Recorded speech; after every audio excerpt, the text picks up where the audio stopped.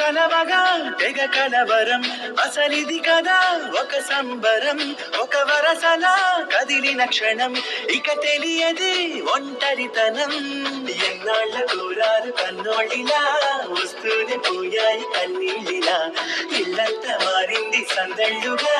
మీరంతా ఉండాలి వందేళ్ళిలా మనవారే వెనకుంటే చేలి మనసంతా వెలుగేన ఇక చీకటెళ్ళింది తెల్లారి నీ నవ్వుతోనే 10 మంది ఉండగా ప్రతిరోజు పండగే